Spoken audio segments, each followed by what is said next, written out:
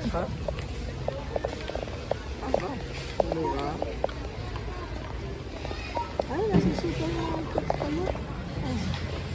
Ay, nasa supermarket pala. Ate na paano, ate makikita sa tablet ko, te. Dito lang. No?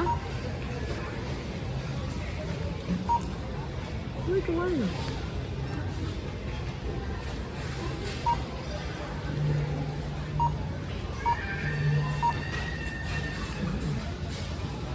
Hello.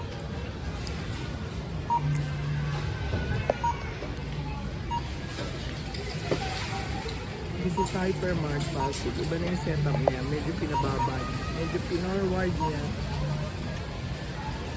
Which is masikip. Pero okay na rin. Pero mababa lang. Ate ba di pa tayo kumuha ng bangus? Hindi tayo dito bumibili ng bangus. Sa tayo bumibili ng bangus? Ako, ikaw na. Okay.